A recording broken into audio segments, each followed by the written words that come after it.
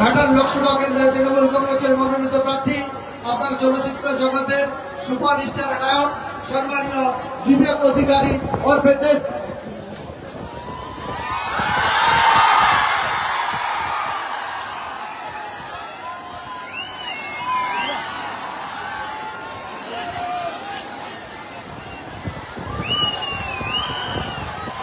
নমস্কার, কেমন আছেন আগে বলুন? কেমন? ভালো, বুঝলাম। আমি এটা ভাবাই ভুলে গেছি। যতদিন না নির্বাচনের রেজাল্ট আসছে ততদিন আমি কেমন আছি এই প্রশ্নটা আমি নিজেকে ভুলেও জিজ্ঞেস করি না। কারণ আমাকে ভালো থাকতে হবে আমার দলের জন্য, আমার দলের সবকটা প্রার্থীর জন্য এবং আমার নিজের জন্য। তো আমাকে যতই কিছু হোক না কেন, যতই গরমের মধ্যে ঘুরতে হোক না কেন, যেখানে যেখানে যেতে হোক না কেন, কিন্তু আমি কি করে ভালো থাকি জানেন? আমরা জানতে চান আমি কি করে ভালো থাকি? আমার মনে হয় কি আমি 14 মার্চ থেকে নির্বাচনের প্রচার শুরু করেছি আর কি।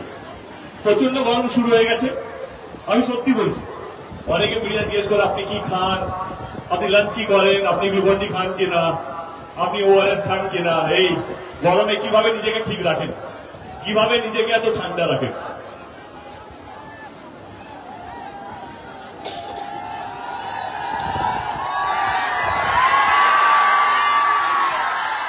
কেউ বা যারা জানতে চান আমি কিভাবে ঠান্ডা থাকি, কিভাবে আমি এতগুলো প্রচার করছি এই গরমের মধ্যে, জাস্ট এই মঞ্চে আসুক আর আপনাদের মুখের দিকে তাকান, বুঝতে পারবেন এই হাসি মুখ, এই চিৎকার চেঁচামেচি, যে কোনো ওআরএস, যে কোনো ভাত ডাল, যে কোনো সবজি তরকারি, মাছ মাংসের দিকে যে কতটা পাওয়ারফুল আপনাদের এই চিৎকার, আপনাদের এই ভালোবাসা। এইটাই হচ্ছে আমার মূল এনার্জি। আমি যেখানে যেখানে গেছি, আমার নিজের সংসদীয় এলাকা বলি, ঘাটাল লোকসভা কেন্দ্র বলি, বা যেখানে যেখানে গেছি, সেখানে সেখানে যেইভাবে মানুষ দল বেঁধে নেমেছে দলের প্রতি, দলের প্রার্থীর প্রতি এবং কোথাও যেন আমার প্রতিও, তার জন্য আমি আপনাদের সকলকে এবং আজ অব্দি যারা যারা আমার এই সভাতে উপস্থিত হয়েছে হাত জোর করে মাথা নিচু করে প্রত্যেককে ধন্যবাদ জানাই। কারণ এই গরম সত্যি সহ্য করা যায় না। আমাদের কারণ আছে, কারণ আমরা দলের হয়ে জেতাতে চাইছি দলকে, সেজন্য আমাদেরকে ঘুরতে হয়, কিন্তু আপনাদের কোনো কারণ নেই। সত্যি বলছি, আপনারা শুধু ভালোবাসার জন্য আসেন। কি গরম, কি ঠান্ডা, কি বৃষ্টি, কি মেঘ, সেগুলো ভুলে গিয়েও আপনারা যে আসেন, এটার জন্য দলের প্রতি, দলের পক্ষ থেকে, আমার প্রার্থীর পক্ষ থেকে, আমার এখানকার যারা নেতা নেত্রী আছে তাদের পক্ষ থেকে আপনাদেরকে আরেকবার ধন্যবাদ জানাই। অসংখ্য অসংখ্য ধন্যবাদ। এটা মন থেকে বলছি, এটা সাজানো গোছানো নয়। চলে আসি, একটু সৌজন্য করিনি, কারণ আমি চাই বিপ্লবদাকে নিয়ে পরে বলবো, কারণ আমার অনেকগুলো বন্ধু বান্ধব আছে যারা বিজেপিতেও আছে। তাদের মধ্যে একটা অন্যতম নাম হচ্ছে সুকান্ত দা, আমার অত্যন্ত প্রিয় মানুষ। সুকান্ত দাকে শুভেচ্ছা। কে রাজনীতির ময়দানে যায়, যেই জিতুক না কেন, আমার মনে হয় যে মানুষ যাকে ভালোবাসবে, মানুষ যাকে বিশ্বাস করবে, তারই যেন জয় হয়। তো এই মঞ্চ থেকে সুকান্ত মজুমদারকে অনেক অনেক শুভেচ্ছা রইল। কে জিতবে কে হারবে আমরা 4 জুনে দেখে নেব। কিন্তু আমি যেহেতু বিপ্লবদার জন্য এসেছি, আমি মন প্রাণ থেকে চাইব আমার প্রার্থী, আমার দলের প্রার্থী এবং আমার বিপ্লবদা যেন এই সিট থেকে জিতুক। চলে আসি নির্বাচন।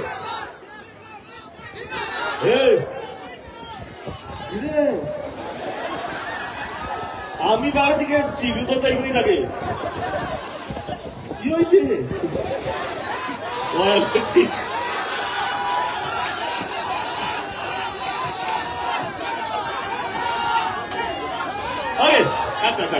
আরে গলা বসে যাবে।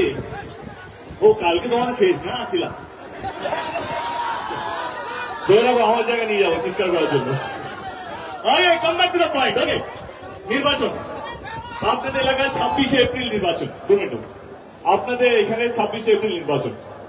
আমি বিশ্বাস করো, আমি কোথাও জোর করে বলবো না, কোথাও বলিনি যে আপনারা জোর করে আমার পার্টিকে ভোটটা দেবেন। কিন্তু হ্যাঁ, যাকেই দিন না কেন, সে আমার দল, এর দল, ওর দল, যাকেই দিন না কেন একটু ভাববেন সেই দল, সেই দলের প্রার্থী, সেই দলের কর্মীরা আপনাদের জন্য কাজ করেছে কিনা।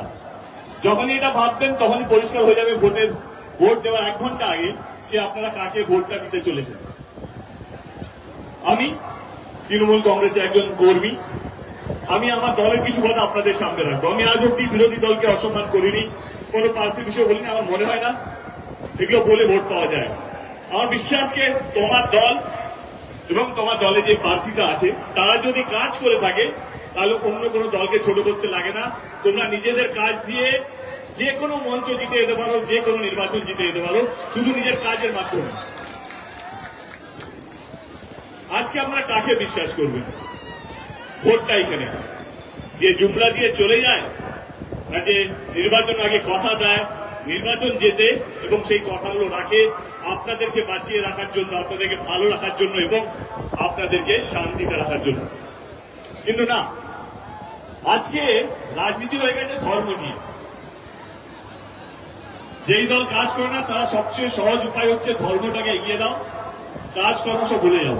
কারণ মানুষ সত্যি ধর্ম এলেই সব ভুলে যায়। কিন্তু এই নির্বাচন তো ধর্ম নিয়ে নয় না। এই নির্বাচনটা কিসের নির্বাচন? এই নির্বাচনটা হচ্ছে যে কোনো প্রার্থী, যে কোনো দল জেতার পর কে কতগুলো স্কুল করবে, কে কতগুলো হসপিটাল করবে, কে রাস্তা করবে, কে মানুষকে ভালো রাখবে, কে মানুষকে উন্নয়নের পথে নিয়ে যাবে, এই নির্বাচনটা হচ্ছে সেই নির্বাচন। কিন্তু না, নির্বাচন দেখেই মনে হচ্ছে নির্বাচন জিতলে কেউ হয়তো মন্দির করবে, কেউ হয়তো মসজিদ করবে। এইটা সেই নির্বাচন নয়। এই নির্বাচনটা হচ্ছে কে কতগুলো স্কুল করবে, কে মানুষকে বাঁচিয়ে রাখবে, এই কতগুলো বাচ্চা, এই তো এই বাচ্চাগুলো ভবিষ্যৎকে সুরক্ষিত করবে, কে আমার ভাইদের চাকরিগুলো সুনিশ্চিত করবে, কে আমাদের মা বোনদের কথা ভাববে। এই নির্বাচন হচ্ছে সেই নির্বাচন। চলে আসি যখন, যেটা বললাম, আমি আমার দলে কিছু কথা রাখবো। ওই দলকেই ভোটটা দেবেন যে দলগুলো হসপিটাল, কলেজ, স্কুল, রাস্তাঘাট আপনাদের সমস্ত কিছু করে। হসপিটাল কথা যদি বলি তাহলে আমি আমাদের দলের কথা বলি। এই লোকসভায় আমাদের দল 2টি সুপার স্পেশালিটি হসপিটাল করেছে। ভোটটা হসপিটালের জন্য যাওয়া উচিত, মানুষকে বাঁচিয়ে রাখার জন্য যাওয়া উচিত। অনেকগুলো SNSU ইউনিট খোলা হয়েছে, অনেকগুলো গ্রামীণ হসপিটালটাকে ভালো করা হয়েছে যাতে গ্রামের মানুষরা তাদেরকে শহরে আসতে না হয়, তারা তাদের গ্রামে যেন সুস্থ চিকিৎসা পায়, ভালো থাকে, সুস্থ থাকে এবং বেঁচে থাকে, সেইটা সুনিশ্চিত করছে আমাদের সরকার, তৃণমূল কংগ্রেস এবং আমাদের রাজ্য সরকার যিনি আছেন। তাহলে ভোটটা কাছে যাওয়া উচিত। শুধু তাই নয়, গরিব মানুষের যদি কিছু ভগবান না করে বড় রোগ হয়ে যায়, তার চিকিৎসা করাতে পেত না, কারণ তাদের কাছে টাকা পয়সা থাকতো না। কিন্তু সেখানেও আমার দল, আমাদের নেত্রী এক পা এগিয়ে স্বাস্থ্য সাথীর মতন কার্ড প্রকল্প নিয়ে এসছে, যেখানে 5 লক্ষ টাকা করে বীমা দেওয়া হয়। যেখানে প্রত্যেকটা গরিব মানুষ যে কোনো বড় হসপিটালে যেখানে বিপ্লবটা করে বা যেখানে যত বড় লোকরা আছে, আম্বানি আদানি যারা যেখানে চিকিৎসা করে, সেইখানে গিয়ে তাদের চিকিৎসা করাতে পারে এই স্বাস্থ্য সাথীর কার্ডের মাধ্যমে। তাহলে আপনারা কাকে ভোটটা দেবেন? যারা মন্দির বানাবে তাকে, না যারা হসপিটাল বানাবে, যারা মানুষকে বাঁচিয়ে রাখবে, যারা মানুষকে স্বপ্ন দেখাবে যে না এইভাবে বাঁচা যায়, এইভাবে লড়াই করা যায়, তাকে? আমি আরেকটা কথা বলেছিলাম, স্কুল। ভোটটা কাকে দেওয়া উচিত? যারা স্কুল বানাবে। আপনাদেরকে জানিয়ে রাখি, আপনারা হয়তো জানেনও, এই লোকসভা কেন্দ্রে একটা বিশ্ববিদ্যালয় বানানো হয়েছে, 13টি সরকারি কলেজ বানানো হয়েছে, প্রাইমারি স্কুল থেকে আরম্ভ করে হায়ার সেকেন্ডারি সরকারি স্কুল বানানো হয়েছে, সেটাও আমাদের সরকার করেছে। ভোটটা এইটা নিয়ে যাওয়া উচিত। ভোটটা কে হিন্দু বা কে মুসলিম, কে মন্দির বা কে মসজিদ বানিয়েছে তার জন্য নয়। ভোটটা এই নির্বাচন এই জন্যই হয়, কে আপনাদের বাচ্চাদের ভবিষ্যৎটাকে সুরক্ষিত করবে তাকেই ভোটটা দেওয়া উচিত। স্কুল কলেজ বানিয়ে আমাদের নেত্রী থামেননি। আগে 18 বছর আগে গ্রামে গঞ্জে বাবা মারা ভক্তকে টাকা পয়সা কোথায় আসবে পড়াশোনা করার জন্য, তার আগে বিয়ে দিয়ে দেওয়া হতো। আমাদের নেত্রী, আমাদের সরকার কন্যাশ্রীর মতন প্রকল্প নিয়ে এলো, যাতে প্রত্যেকটা মেয়ে যতক্ষণ না তিনি চান সে জোর করে কেউ ওকে বিয়ে দিতে পারবে না। সে কন্যাশ্রীর মতন প্রকল্প আছে যে ওর পড়াশোনাটা সুনিশ্চিত করছে। তাহলে ভোটটা কাছে যাওয়া উচিত। এ করেছে তাকে, তাই এরা বলি আজকে অনলাইনের যুগ, আজকে পড়াশোনা অনলাইন হচ্ছে, কিন্তু যারা গরিব মানুষ, যাদের হাতে স্মার্টফোন নেই, যাদের হাতে ট্যাব নেই, যাদের বাড়িতে কম্পিউটার তো দূরের কথা, তারা কি পড়াশোনা করবে না? করবে তো। সেইখানেও আমাদের দল, আমাদের নেত্রী, আমাদের সরকার, রাজ্য সরকার এক পা এগিয়ে স্বপ্ন প্রকল্প নিয়ে এসছে। 10,000 টাকা করে ট্যাব কেনার জন্য টাকা দেওয়া হয়, যাতে গরিবের ছেলে মেয়েরাও একটা ফোন কিনে অনলাইনে পড়াশুনো করতে পারে। মানে ভোটটা কাকে যাবে? আমি এত রাজনীতি বুঝি না, আমি এটুকু বুঝি যে মানুষকে নিয়ে ভাববে, যে আপনাদের পরিবারকে নিয়ে ভাববে, তাকে তো ভোটটা দেওয়া উচিত। আগে এই গরমে, আবার স্টুডেন্টদের নিয়ে বলছি, এই গরমে কিছু বছর আগে অব্দি ছেলে মেয়েরা পায়ে হেঁটে স্কুলে যেত। আমাদের সরকার সুনিশ্চিত করেছে প্রত্যেকটা ছাত্র ছাত্রী তার সাইকেল নিয়ে বা স্কুলে যাবে সবুজ সাথীর মাধ্যমে। তাহলে ভোটটা কোথায় যাবে? যে বাচ্চাদেরকে নিয়ে ভাবে, যে স্টুডেন্টদেরকে নিয়ে ভাবে। এবারে গরিবের ছেলেমেয়েরা স্বপ্ন দেখে ডাক্তার হওয়ার, ইঞ্জিনিয়ার হওয়ার, কিন্তু তাদের কাছে অত পয়সা নেই প্রাইভেট ইনস্টিটিউশনে গিয়ে অ্যাডমিশন নেবার। সেইখানেও আমাদের নেত্রী এক পা এগিয়ে স্টুডেন্ট ক্রেডিট কার্ড বার করা হয়েছে, যাতে ছেলে মেয়েরা যারা সত্যি খুব পড়াশোনায় ভালো, যারা অর্থ নেই স্বপ্নটা সত্যি করার জন্য, তাদের পাশেও আমাদের নেত্রী আছে, আমাদের সরকার আছে স্টুডেন্ট ক্রেডিট কার্ডের মাধ্যমে। তাহলে আপনারা বলুন ভোটটা কাকে দেবে? আমি একটা কথাও মিথ্যা বলিনি, একটা কথাও যেই প্রকল্পটা আসবে বলে বলিনি, যেই প্রকল্পটা চলছে, যেই প্রকল্পটা আজকে থেকে নয় বছরকে পর বছর চলছে, সেই প্রকল্পেরই কথা বলছি। তাহলে ভোটটা কাকে দেওয়া উচিত? সেখানে কোথা থেকে রাম এলো, কোথা থেকে রহিম এলো সেইটা দরকার নেই। আমার ঘরটা ভালো আছে কি নেই, আমার বাবা মা ভালো আছে কি নেই, আমার ছেলেমেয়েরা ভালো আছে কি নেই, সে হিন্দু হোক বা মুসলিম হোক বা যে কোনো কমিউনিটির হোক, এইটাই হওয়া উচিত নির্বাচনের কারণ, যে আমরা ভালো আছি কি নেই, আমার ধর্মটা কি সেটা আমি ভারতীয়, এটাই সবচেয়ে বেশি ইম্পর্টেন্ট। ভারতের প্রত্যেকটা মানুষের অধিকার আছে, কিন্তু আজকে ধর্ম নিয়ে জ্ঞান শেখানো হচ্ছে যে হিন্দুরা বাজারে কেন যায়। আপনারা জানেন যে আজমের শরীফে কতজন হিন্দু যায়, শিরডির সাই বাবায় কতগুলো মুসলিম যায়। এইটাই হচ্ছে কথা, ধর্মের বিষ আমাদের সবাইকে মিশে খাই দেওয়া হচ্ছে, বলা হচ্ছে এইটাই নির্বাচনের মুদ্রা। না, নির্বাচনের মুদ্রা হওয়া উচিত, নির্বাচনের ইস্যু হওয়া উচিত উন্নয়ন, যে মানুষকে ভালো রাখবে, কে কতটা ভালো রাখবে। যদি এইটা নিয়ে নির্বাচন হয়, সব বন্ধ করে আমাদের সরকার 100 ধাপ এগিয়ে যে কোনো রাজ্য সরকার আমাদের দেশের মধ্যে। এবার কথা দিয়ে কথা রাখা, আমরা কেন্দ্র সরকারকে 10 বছর ধরে দেখছি, ভোটের আগে আমি আমার উচ্চ অর্থ বলছি না, কাউকে ছোট বড় করছে না, যেইগুলো তারাই বলেছে সেই কথাগুলি আপনাদের সামনে রাখবো। তারা অনেক কথাই দিয়েছেন কেন্দ্র সরকার, কখনো বলেছেন 15 লক্ষ টাকা, কখনো বলেছেন এইটা করবো, কখনো বলেছেন ওইটা করবো। ভোট নিয়েছেন, জিতেওছেন এবং চলে গেছে, কিন্তু জেতার পর একটাও প্রতিশ্রুতি রাখতে পেরেছি কিনা আমার সন্দেহ আছে। কিন্তু আমাদের নেত্রী, আমি বেশি দূরে যাব না, আমি 2021-এই যাবো। আমি এখানে অনেকবার প্রচারের জন্য এসেছি, অনেকে বলেছে আমি এসেছিলাম, জিতেছেন, আমার ভীষণ ভালো লেগেছে। তার জিততে কার না ভালো লাগে হয়, এবং সেটা ডেফিনেটলি ওনাদের নিজেদের দমে, আমার এখানকার কর্মীদের জন্য আমরা জিততে পেরেছি, এবং মানুষের বিশ্বাস, মানুষের ভালোবাসা আদায় করতে পেরেছে বলে জিতেছে।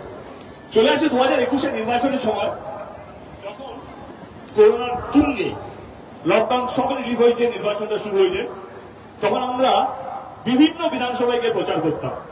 দিদি আমাদেরকে বলেছিল যে লক্ষ্মীর ভান্ডারের মতন প্রকল্প নিয়ে আসবে, স্বাস্থ্য সাথী কার্ডের মতো একটা প্রকল্প নিয়ে আসবে। তাহলে দিদি এটা কি? এইটা হলে প্রত্যেকটা মহিলাকে আমরা 500 টাকা করে দেবো। তাহলে এটা কি সম্ভব? হ্যাঁ, যে সম্ভব, কেন সম্ভব না?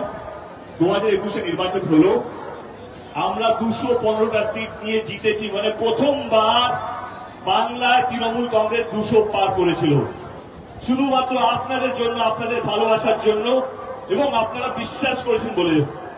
215টা সিট যে কোনো সরকারের জন্য চোখ বন্ধ করে 3 বছরের হানিমুন পিরিয়ড, কিছু না কাজ না করলেও চলে, কিন্তু না, আমাদের সরকার, আমাদের নেত্রী জিতার 3 মাসের মধ্যে লক্ষ্মীর ভান্ডার প্রকল্পটা বাস্তবিক করেছে। এবারে কার কথা আপনারা বিশ্বাস করবেন? বিশ্বাসই তো নির্বাচন কিসের? নির্বাচন তো কে কাকে বেশি বিশ্বাস করবে, আর কিছু না। আপনি আমার কথা বিশ্বাস করছেন, এইটাই নির্বাচন। আপনি আমার কথা বিশ্বাস করছেন না, দরকার নেই। এবারে আপনার কাকে বিশ্বাস করছেন, কার কথাকে বেশি বিশ্বাস করছেন, সেইটাই নির্বাচনের কথা হওয়া উচিত।